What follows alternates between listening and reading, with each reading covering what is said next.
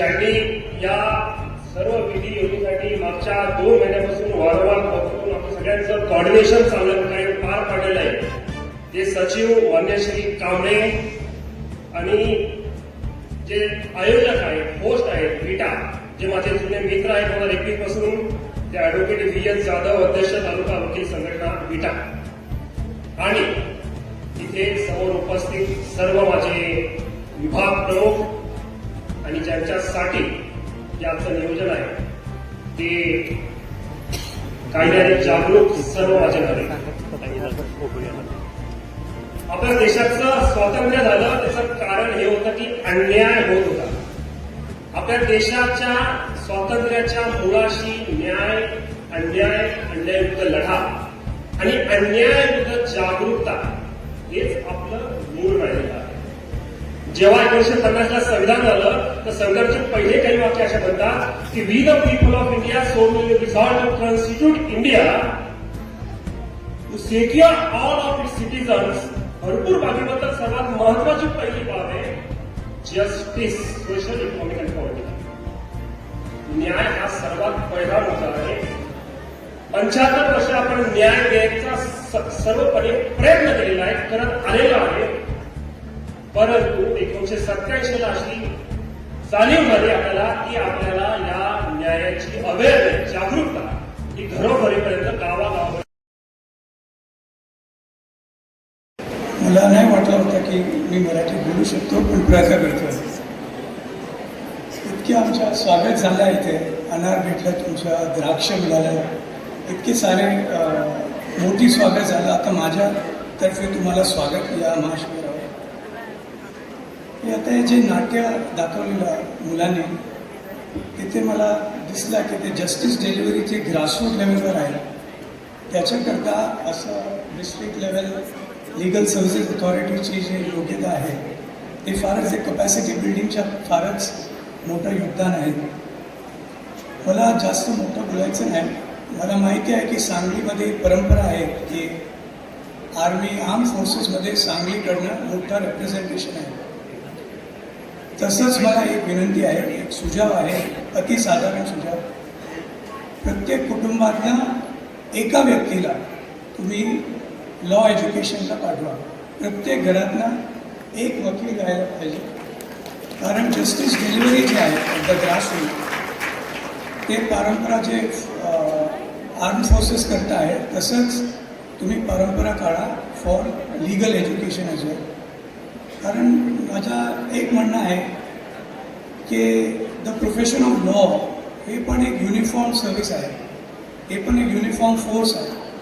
आणि जसं arm forces national security बघतात, सोशल जस्टिसची जे सिक्युरिटी आहे ते आम्ही वकील आणि जजेसला करायचे आहे. म्हणून एकच 1 पॉईंट अजेंडा मी आज बोलणार आहे की सांगलीमधनं let there be maximum representation 1 lawyer per household, 1 law student per household. एक अतिसाधारण सुझाव तुमच्यासमोर ठेवतो. इथेच मी माझं बोलणं संपवतो. फारच बरं वाटलं. इतके चांगले प्रोग्राम्स आहेत. कलेक्टरबरोबर आम्ही सकाळी बोललो. It was good to hear the sheer expanse of work being done. My best wishes to all of you. Please take the benefit of हे स्टॉल्स आहेत ते व्हिजिट करा, माहिती द्या. पण पर्सनल कॉन्ट्रीब्युशन माझ्या एकच ते जे बोलणं तेच आहे. Thank you very much. धन्यवाद. कायदा आहे, कोर्टात जाण्याला भाग आहे, पण आपण ॲज अ फॅमिली किंवा आपण एक समाजाचा घटक म्हणून आपण काय करू शकतो हे सुद्धा आपण विचार करायला हवा. कोर्टात गेल्यावर जे काही तुम्हाला न्याय मिळायचं तो मिळेल, पण हे कोर्टात जाण्याची वेळच येऊ नये याच्याकरता सुद्धा मला असं वाटतं प्रत्येकाने थोडाफार प्रयत्न करणं हेच आजच्या दिवशी आपण सगळ्यांनी ठरवावं.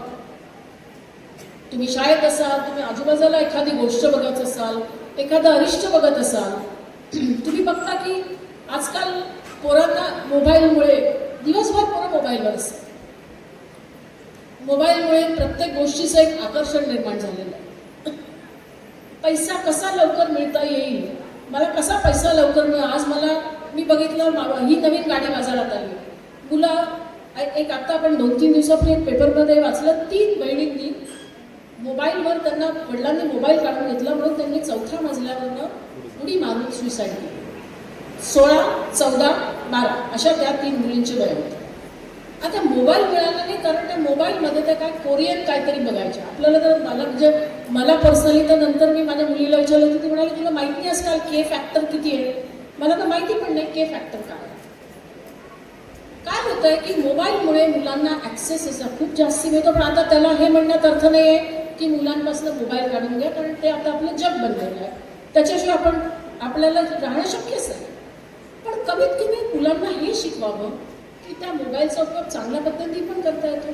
मोबाईलचा उपयोग वाईटच गोष्टी करता करायला पाहिजे असं नाही आहे. कोणत्याही गोष्टीचं ॲडिक्शन हे जितकं वाईट आहे. आणि हे जर मुलांना आपण लहानपणी, आता आपण बघतोय की एक वेळ येते की जेव्हा आपण म्हणतोय की they should be limitation on use of mobile. तुम्ही मुलांना बघू द्या, तुम्ही काही प्रत्येक वेळा मुलांच्यावर कंट्रोल ठेवू शकणार नाही, पण घरून हा पायंडा पाडणं फार गरजेचं आहे की एक संस्कृती, आपण आता सध्या ते खूप विसरलेलो आहे असं मला वाटतं. कारण संस्कृती म्हणजे कन्झर्वेटिव्ह. न्यायमूर्ती उच्च न्यायालय मुंबई तथा पालक न्यायमूर्ती माननीय न्यायमूर्ती श्री सोमशेख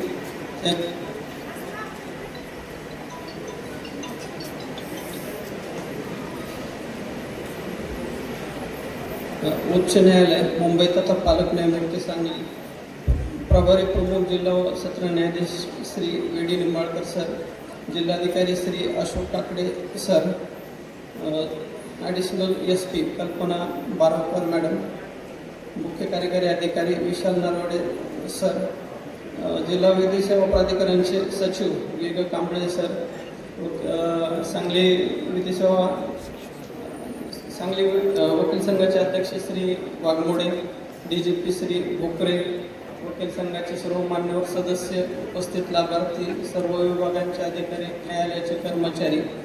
आभार प्रदर्शनाचा शेवटचा टप्पा माझ्याकडे आहे. आपल्या मनामध्ये लोकांविषयी ज्या भावना असतात की आपण जे काही करतो त्यामध्ये इतरांचं सहकार्य योगदान असतं आणि त्या योगदानाची जाणीव आपल्या मनामध्ये असते.